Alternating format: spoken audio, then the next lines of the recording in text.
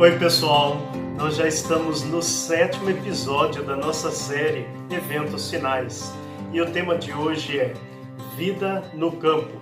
E este é um tema que eu gosto demais e vocês saberão o porquê. E eu já quero começar com as Escrituras. Em Gênesis 2, verso 8, está escrito: E o Senhor Deus plantou um jardim no Éden, na direção do Oriente, e pôs nele o homem que havia formado. Deus criou o planeta Terra e tudo o que nele há durante os 6 dias da criação divina. E no 6º dia ele culminou com a criação do homem e da mulher. Nós fomos criados à imagem e semelhança de Deus. E Deus presenteou o primeiro casal com o jardim do Éden. O propósito de Deus era que a humanidade vivesse em meio à natureza. Porém, o primeiro casal comeu do fruto proibido, eles pecaram e foram expulsos do jardim. E eles tiveram filhos. Caim matou Abel.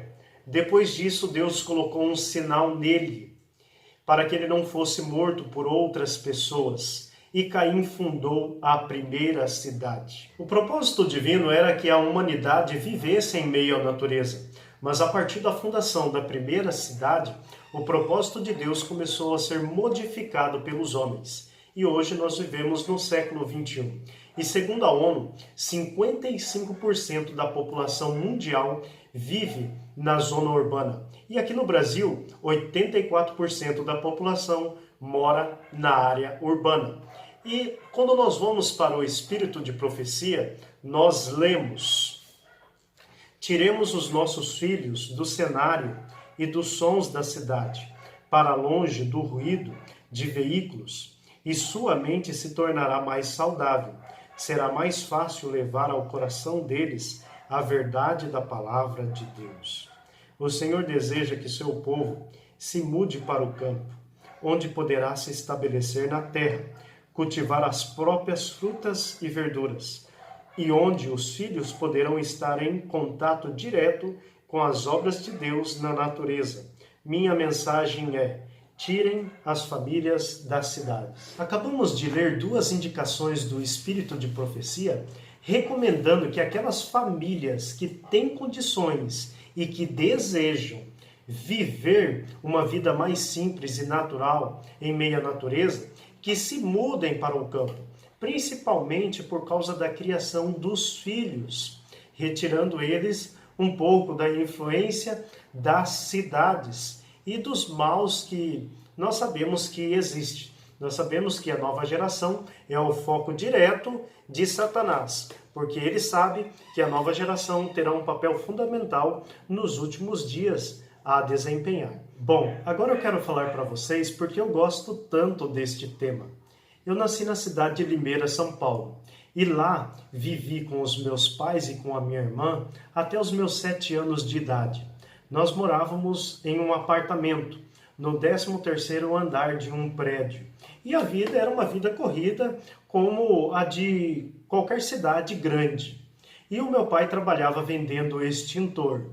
E ele e a minha mãe, eles tinham um desejo de viver uma vida mais simples na zona rural. Então eles decidiram comprar um sítio no Mato Grosso. O meu avô já morava aqui no Mato Grosso. Então eles começaram a trabalhar, meu pai trabalhava vendendo extintor, a minha mãe costureira, começaram a juntar dinheiro e aí eles começaram a enviar dinheiro para o meu avô para ele comprar cabeças de gado. E o meu avô foi comprando as cabeças de gado para o meu pai.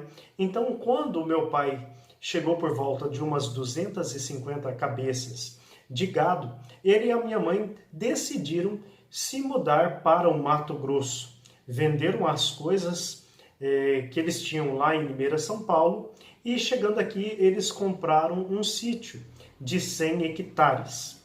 O que eu quero pontuar para vocês é que eles fizeram isso de forma organizada, estruturada e planejada. Nada nas pressas, nada na agonia, não. Eles se organizaram, juntaram dinheiro, planejaram e foram avante. Bom, eu e a minha irmã, nós fomos criados no sítio. Uma vida simples na zona rural, sem muitas tecnologias. eu aprendi o ofício de ser pastor de ovelhas. Nós tínhamos um rebanho de cerca de 150 ovelhas. Todos os dias de manhã eu acordava às 4h30 da manhã para lidar com o gado leiteiro. Nós tirávamos cerca de 120 litros todos os dias. Lá eu aprendi a montar em cavalo, a lidar com o gado Nelore. E o meu pai era agricultor. Ele plantava banana, melancia, cana-de-açúcar. Nós tínhamos cerca de 700 pés de coco. Então, nós aprendemos a lidar com a vida rural e a tirar o sustento dela.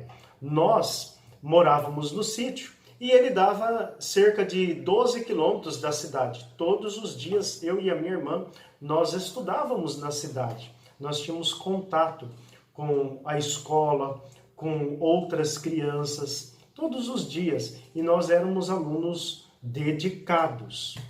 É certo que nós lemos ali no Espírito de Profecia que nós, quando estamos morando em meio à natureza, uma vida no campo, nós temos um contato mais fácil com o Criador.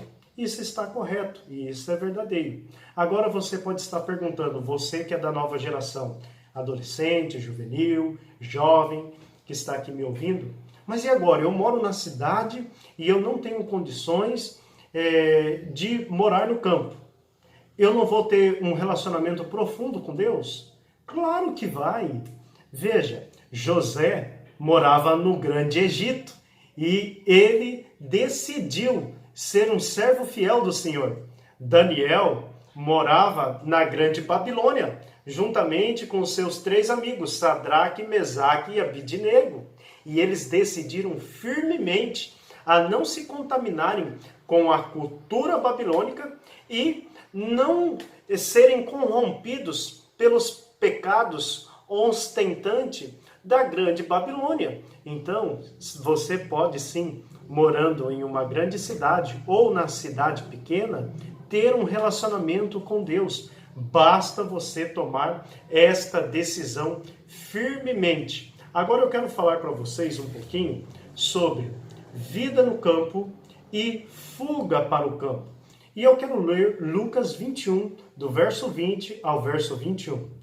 Quando, porém, vocês virem Jerusalém sitiada de exércitos, saibam que está próxima a sua devastação. Então os que estiverem na Judéia, fujam para os montes. Os que se encontrarem dentro da cidade, saiam dela. E os que estiverem nos campos, não entrem na cidade. Aqui é o sermão escatológico, profético de Jesus, onde ele narra os eventos que antecederiam o seu segundo advento. E ele diz de uma fuga. E esta fuga ocorreu no ano 70 depois de Cristo, quando Jerusalém foi sitiada pelos exércitos romanos. Este era um sinal, um marcador para os discípulos, os cristãos, que eles deveriam fugir da cidade de Jerusalém. E nós sabemos que nós estamos agora, neste momento, vivendo próximos do segundo advento de Jesus. E as profecias do livro de Daniel e do Apocalipse apontam para um momento em que nós deveremos sair das grandes cidades. E o espírito de profecia também, e eu quero ler com vocês. Não está muito distante o tempo em que, como os antigos discípulos, seremos forçados a buscar refúgio em lugares desolados e solitários.